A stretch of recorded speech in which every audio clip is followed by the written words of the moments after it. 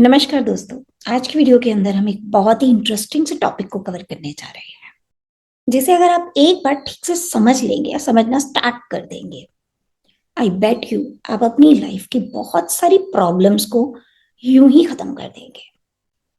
तो क्या है ये चीज जो आपके लिए जाननी समझनी इतनी ज्यादा जरूरी है? इसको हम बहुत से लोग कहते हैं ईविल है, बहुत से लोग शैतान का नाम देते हैं, राक्षस का नाम देते हैं, नेगेटिव फोर्स का नाम देते हैं, सैटर्न का नाम देते हैं। कोई भी नाम आप इसको दे दीजिए, ये एक ही चीज है। ये कोई ऐसा सच कोई फॉर्म नहीं है इसकी। ठीक उसी तरीके से जिस तरह से गॉड की कोई फॉर्म नहीं है, पॉजिटिव की कोई फॉर्म नहीं है, इसकी भी कोई फॉर्म नहीं है।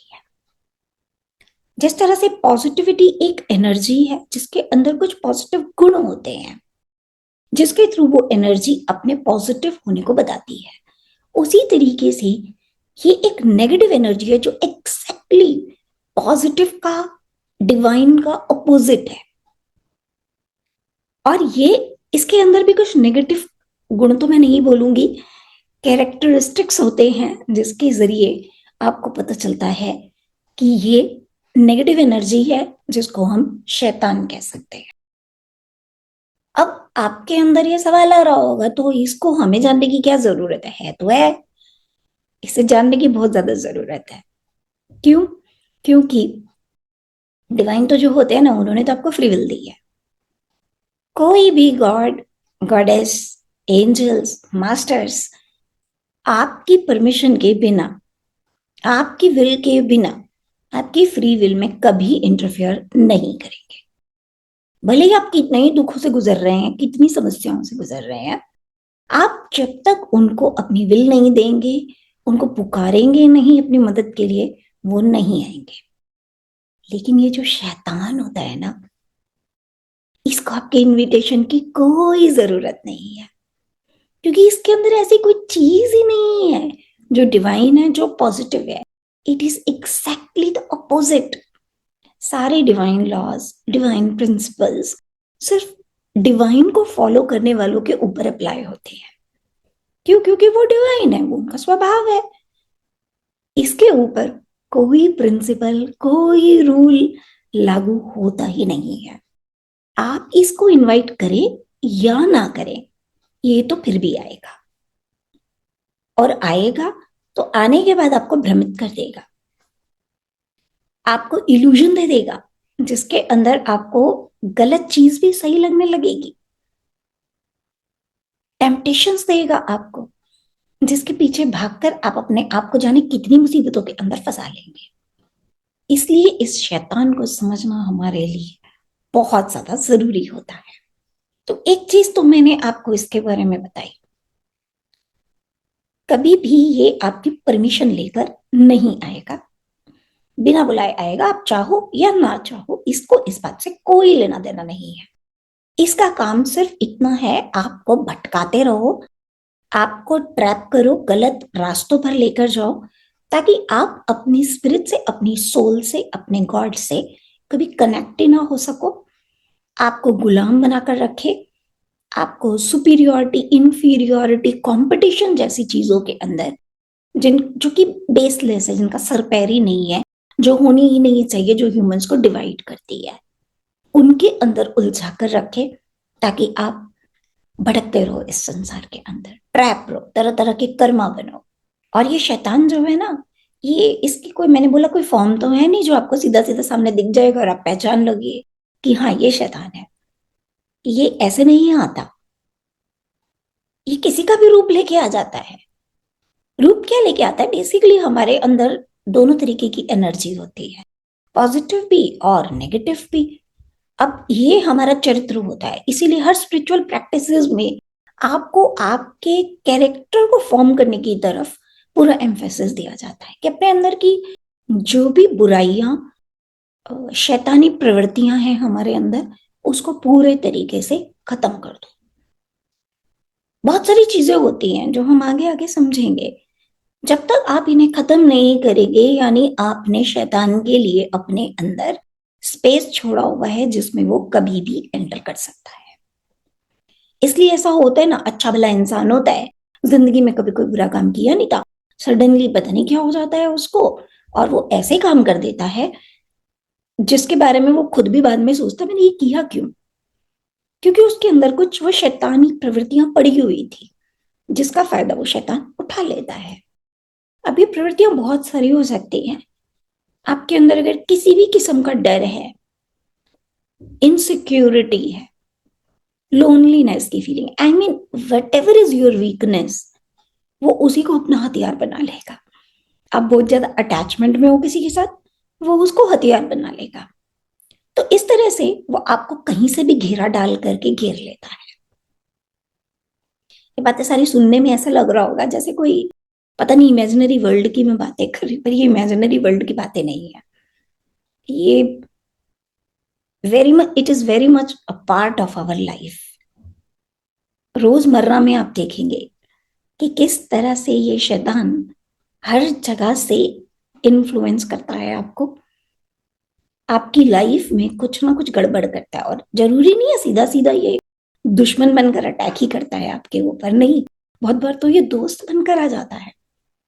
आपको ऐसा लगता है इससे तो ज्यादा अपना मेरा कोई हो ही नहीं सकता, इससे तो ज्यादा प्यार मुझे कोई कर ही नहीं सकता, इससे तो ज्यादा भला मेरा कोई सोच ही नहीं सकता। बस यही ट्रैप्स होते हैं।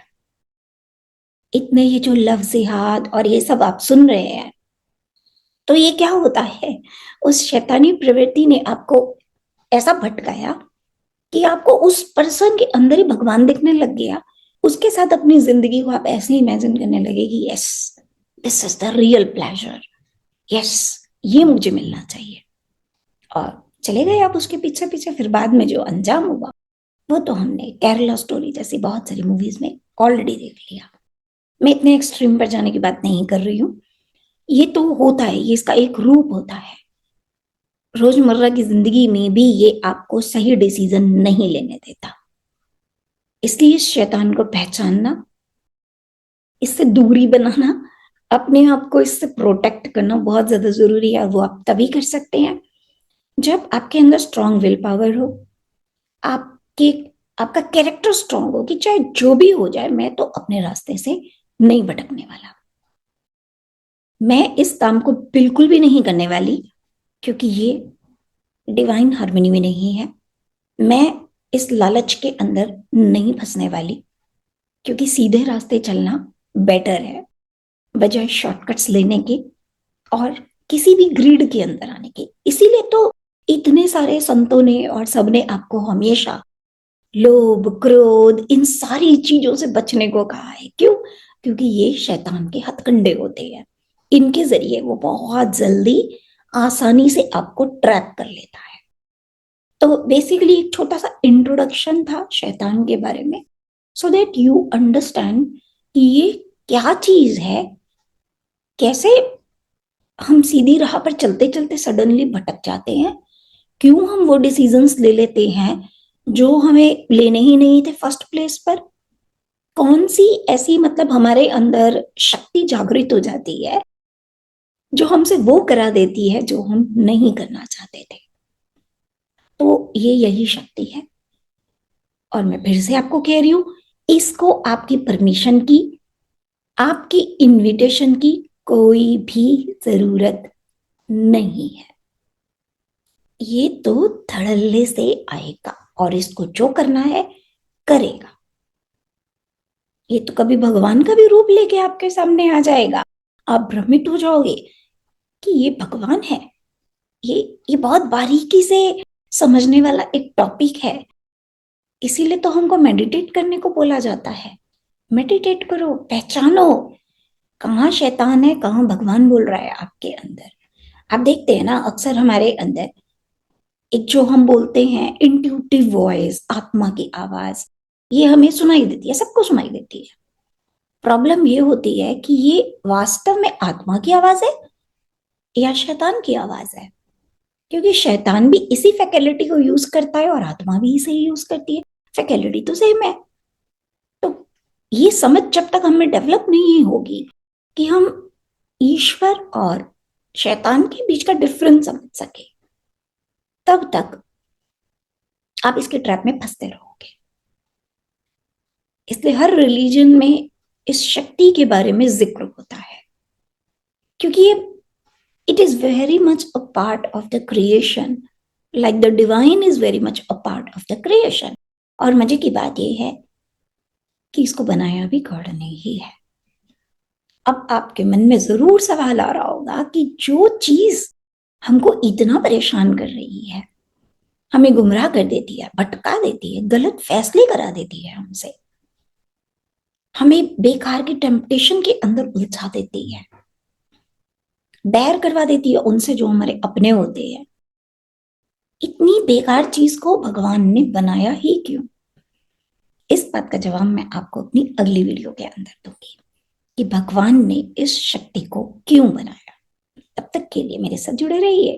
नेक्स्ट टाइम मिलते हैं और हम और कुछ जानेंगे इस शक्ति के बारे में जिसने हम सबकी लाइफ को हेल बनाया हुआ है। वीडियो पसंद आई हो तो लाइक शेयर सब्सक्राइब करना मत भूलिएगा। नेक्स्ट टाइम मिलते हैं, तब तक के लिए स्टे ब्लेस्ड। बाय। जय श्री कृष्ण।